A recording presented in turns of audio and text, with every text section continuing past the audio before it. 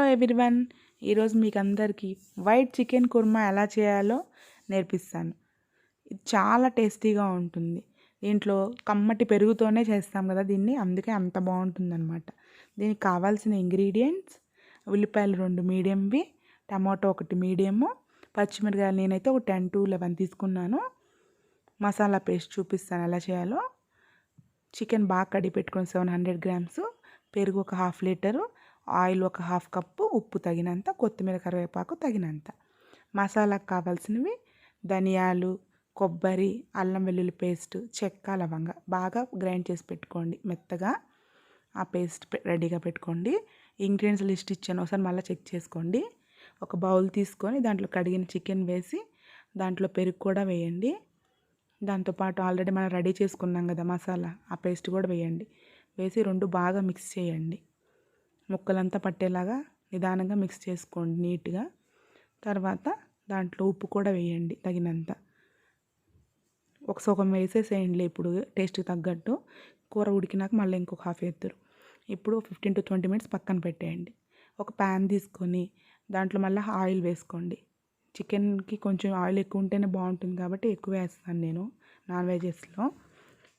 మీ ఇష్టం బట్టి మీరు తక్కువైనా వేసుకోండి లేదా 1/2 కప్పే వేసుకోండి. దాంట్లో ఆనియన్స్ వేసుకోండి. ఆనియన్స్ వేసినాక 2 మీడియం వేసాను నేనైతే, గ్రేవీ ఎక్కువ వస్తుందని. చిల్లీస్ కూడా 10 to 11 వేసాను నేనైతే. అంటే మీరు చిల్లీస్ స్పైసెస్ని బట్టి ఓన్లీ మనం కారం వాడం దీంట్లో, ఓన్లీ గ్రీన్ చిల్లీసే వాడతాం. దానికి తగ్గట్టుగా చూసుకొని వేసుకోండి. బాగా ఇలా వేగినాక ఒక 1 minute వేగినాక దాంట్లో కొంచెం ఉప్పు వేసి ఒక 5-6 నిమిషాలు మగ్గనివ్వండి.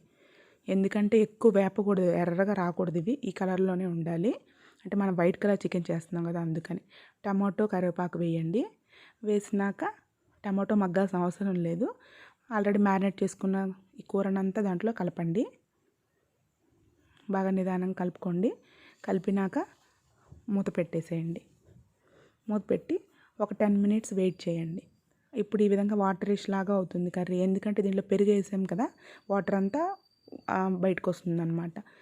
ఇప్పుడు దీన్ని ఒక 20 minutes ఉడకనివ్వాలి. మధ్య మధ్యలో మళ్ళీ చెక్ చేసుకుంటూ ఉండండి, లేదంటే కూరని అలానే వదిలేసామంటే కింద అడుగంటిపోతుంది. మాడకుండా మీరు అప్పుడప్పుడు దాన్ని చెక్ చేసి కలుపుతూ ఉండండి. 20 minutes తర్వాత కర్రీ ఇలా చిక్కగా వస్తుంది చూడండి, ఈ విధంగా వస్తుంది అన్నమాట. ఇంకా మనకి కర్రీ రెడీ అయినట్లే. ఇప్పుడు దీంట్లో కావాలనుకుంటే ఇప్పుడు ఉప్పు చెక్ చేసుకొని వేసుకోండి. తగ్గిన ఉంటే ఏమన్నా, ఆల్రెడీ నాకు హాఫ్ వేయమన్నాను కదా, హాఫ్ కానీ వేసి ఉంటే ఇప్పుడు మళ్ళీ మిగతాది వేసేసుకోండి. ఇంకా పైన కొత్తిమీర చల్లుకొని స్టవ్ ఆఫ్ చేసుకోండి. ఈ కర్రీ చాలా బాగుంటుందన్నమాట. సింపుల్ రెసిపీ అయినా టేస్టీగా ఉంటుంది. రొటీన్గా కాకుండా ఎప్పుడైనా డిఫరెంట్గా ట్రై చేయాలంటే ట్రై చేయండి. వేడి వేడి అన్నంతో, రోటీతో, ఇంకా దేంతో అయినా, చపాతీ అలాంటి ఐటెంతోనే బాగుంటుంది. వీడియో కనుక మీకు నచ్చినట్లయితే లైక్ చేయండి, షేర్ చేయండి, కామెంట్ బాక్స్లో కామెంట్ చేయండి, నా ఛానల్ని సబ్స్క్రైబ్ చేయండి. Thank you.